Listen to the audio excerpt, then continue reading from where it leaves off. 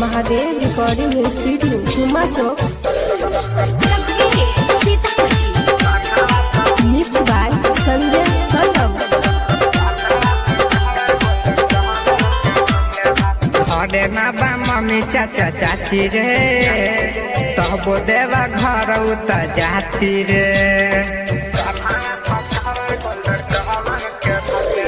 घरे ना बा मम्मी चाचा चाची रे, तब देवा घर उत जाती रे। गईले भुलाई उत जिद कके गईले बहा, गईले भुलाई उत जिद कके गईले बहा। कान्हावा पकाव कान्हावा पकावर गोल्डन कलर के भइले बा। कान्हावा पकावर गोल्डन कलर के भइले बा। कान्हावा पकावर गोल्डन कलर के भइले बा।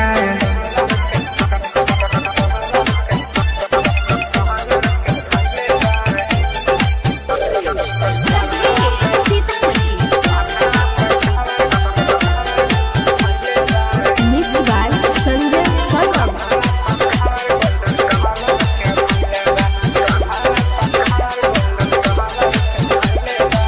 गेरुआ रंग के साया साड़ी पहनले दिया कपड़ा है। खोजनी न मिलल हमार बढ़ला वाला फरा। एवं गेरुआ रंग के साया साड़ी पहनले दिया कपड़ा है। खोजनी न मिलल हमार बढ़ला वाला फरा। सब कर जियन मुहाल त कैले बा, सब कर जियन मुहाल त कैले बा। कान्हावा पकावा कान्हावा पकावर गोल्डन कलर के भइले बा। कान्हावा पकावर गोल्डन कलर के भइले बा। कान्हावा पकावर गोल्डन कलर के भइले बा।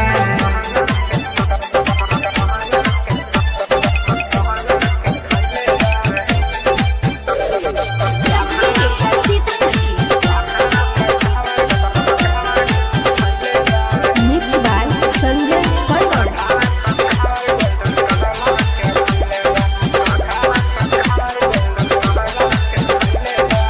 विनती करिले राइटर बीकेश बाबहाली, एक सॉल्यूशन कौन रले निकाली।